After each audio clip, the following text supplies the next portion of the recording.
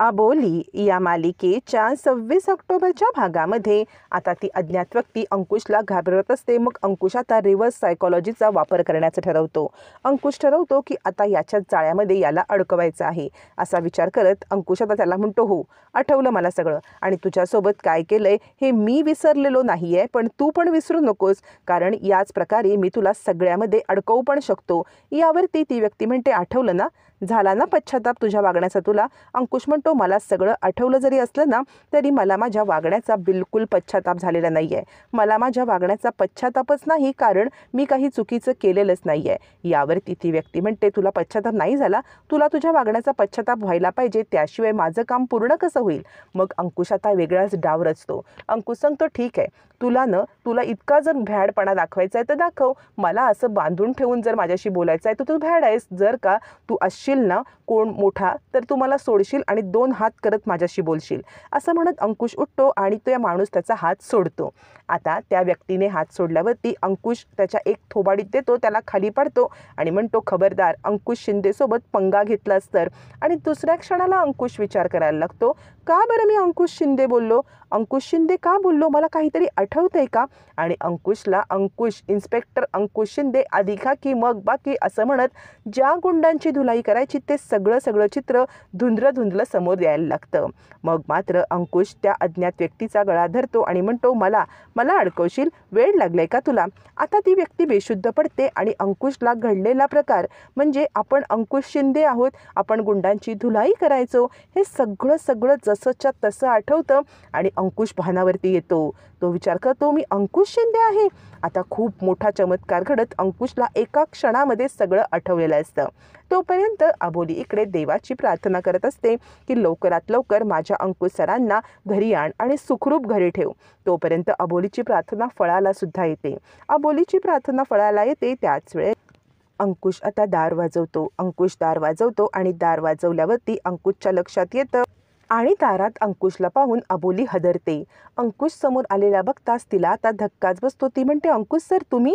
आणि तिच्या चेहऱ्यावरचा आनंद अगदी पाहण्यासारखाच असतो. आता मात्र अबोली अंकुशला म्हणते, सर या ना आत. अंकुश आत येतो आणि म्हणतो, अबोली मला ना सगळं आठवलेलं आहे, मला सगळं आठवलंय, मी अंकुश शिंदे आहे आणि माझं फक्त तुझ्यावरतीच प्रेम आहे अबोली मला माफ कर, माझ्यामुळे तुला खूप त्रास झाला ना गं? अबोली म्हणते, नाही अंकुश सर, तुम्ही इकडे आलात ना हेच माझ्यासाठी खूप आहे. तुम्ही इथे आलात आणि मला भेटलात, तुम्हाला सगळं आठवलं, यापेक्षा अधिक मला मोलाचं असं काहीच नाही. सर खरंच तुम्ही आलात ना, इतका आनंद झालाय मला म्हणून सांगू. असं म्हणत अबोली आता अंकुशला जवळ घेते. अंकुश म्हणतो, अबोली मला माफ कर, मी तुझ्याशी जे काही वागलो ना त्या गोष्टीसाठी तू मला माफ करशील का? आणि तुझ्या मांडीवरती डोकं टेकून मला आता झोपू दे अबोली. असं म्हणत तो आता अबोलीच्या मांडीवरती डोकं टेकतो आणि शांतपणे झोपी जाण्याचा विचार करत असतो. आता मात्र अबोली म्हणते, सर खरंच या क्षणाची किती आतुरतेने मी वाट पाहत होते. अंकुश म्हणतो, अबोली अगं तुला एक सांगू का, मी ना ज्या वेळेला ड्युटीवर जायचो, तू माझ्यासाठी डब्बा घेऊन यायचीस, ते क्षण मला किती आठवतात म्हणून सांगू. आणि तितक्यात दार वाजतं आणि काका आणि आजी येतात. अबोली म्हणते, काका आजी चला, मी तुम्हाला काहीतरी मोठी गोष्ट दाखवते, अंकुश सर आलेत आणि त्यांना सगळं आठवलंय. आजी म्हणते, कुठे अंकुश सर? याच्यावरती काका म्हणतात, अबोली तू सारखा अंकुशचा विचार करतेस ना म्हणून तुला भास होतोय ग बाळा. आजी म्हणते, हो ग बाळा, तू नको बरं सारखं तेच विचार करू, सगळं काही ठीक होईल, अंकुश आपला परत येईल, पण स्वतःला त्रास करून घेऊ नको. असं म्हणत आजी सुद्धा अबोलीला समजवत असते. आता मात्र इकडे सगळ्यांना कळतं की अबोलीला हा भास झालेला आहे. आता अंकुश इकडे रूममध्ये असतो आणि तो सगळ्या वस्तू इकडे तिकडे पाहत असतो. कोण आहे ही अज्ञात व्यक्ती? आणि पळून जाण्याचा प्रयत्न करतो, पण रूमला मात्र लॉक असतं. रूमला लॉक असल्यामुळे अंकुशला काही बाहेर जाता येत नसतं. आता तो म्हणतो, चावी कुठे आहे? चावी कुठे आहे? दे लवकर मला चावी. पण आता तो व्यक्ती सांगतो, चावी ना ही बघ माझ्याकडे, घेऊन तर दाखव माझ्या हातातून. आणि तो त्याच वेळेला एक गोळी फायर करतो. अंकुशला ते गोळी बाजूने जाते आणि अंकुश खाली पडतो. त्याला गोळी लागली नसती तरी त्या आवाजाने अंकुशला बेशुद्ध होतो आणि तो खाली कोसळतो.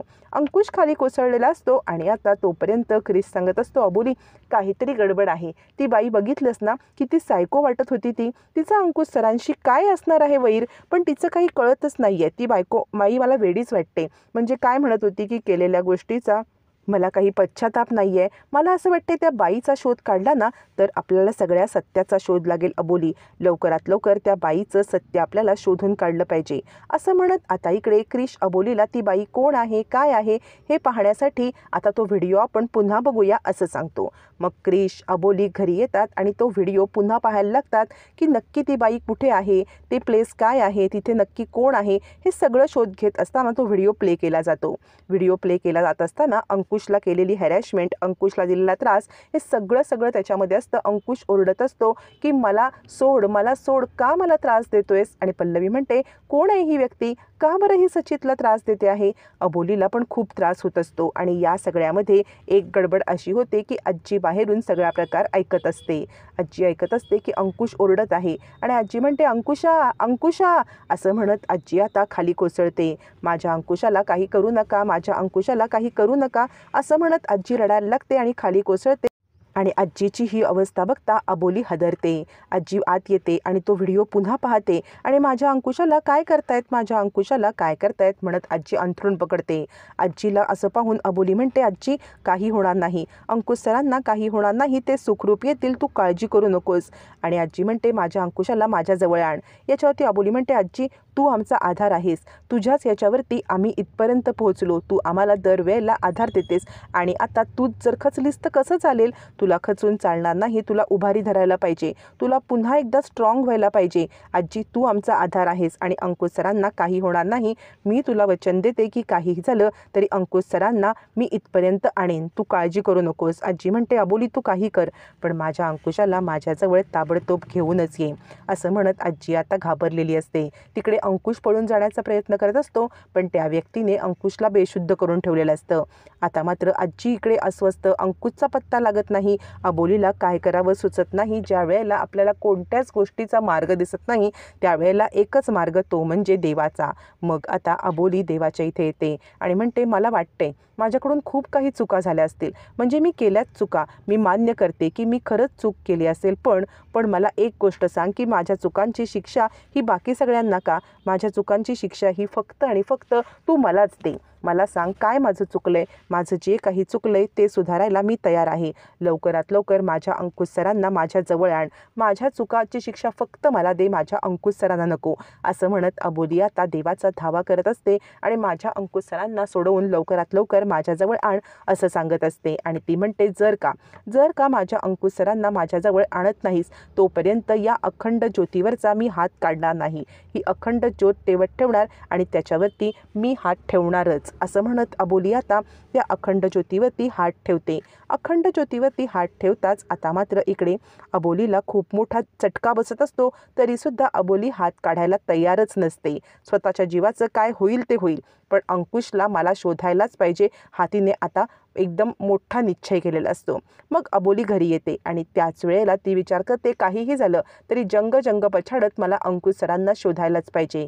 इकडे अंकुशला पण खात्री असते की कुणीही नाही तरी अबोली मात्र मला शोधत येईलच आणि तो त्या अज्ञात व्यक्तीला सांगत असतो तू कितीही प्रयत्न केलेस ना तरी अबोली माझ्यापर्यंत पोहोचणारच, अबोली मला शोधत इथपर्यंत येणार. ती व्यक्ती सांगते कोण अबोली, कुठली अबोली? आता इतका वेळ झाला मी तुला अडकवून ठेवलंय तरी अबोली आले का तुझ्याकडे? अरे तुला माहिती आहे का अबोली तुझ्यापर्यंत पोहोचूच शकत नाही.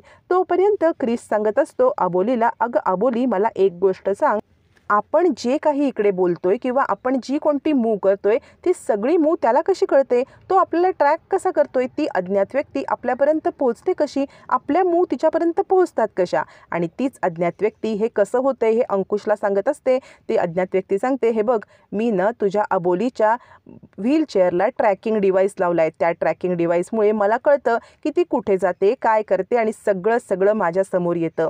पण हाच ट्रॅकिंग डिव्हाइस नेमका आता अबोलीच्या व्हीलचेअरच्या खाली इकडे क्रिशला दिसतो. क्रिश म्हणतो अबोली 1 मिनिट होल्ड कर, तुझ्यानं या व्हीलचेअरच्या खाली काहीतरी आहे ते मला बघू दे. असं म्हणत व्हीलचेअरच्या खायचा ट्रॅकिंग डिव्हाइस आता मात्र समोर येतो आणि सगळ्या गोष्टींचा उलगडा होतो. ती व्यक्ती ट्रॅकिंग डिव्हाइसच्या साहाय्यानेच आता मात्र अबोलीला ट्रॅप करत असते किंवा अबोली कुठे जाते हे पाहत असते. हे सगळं समजतं. क्रिश म्हणतो हा बघ ट्रॅकिंग डिव्हाइस. आता अबोलीच्या समोर झटक्यात सत्य येतं, सत्याचा उलगडा होतो, सगळेच जण हादरतात. आता ह्या ट्रॅकिंग डिव्हाइसने अबोली त्याच माणसाला ट्रॅक करणार का हे येणाऱ्या भागातच कळणार.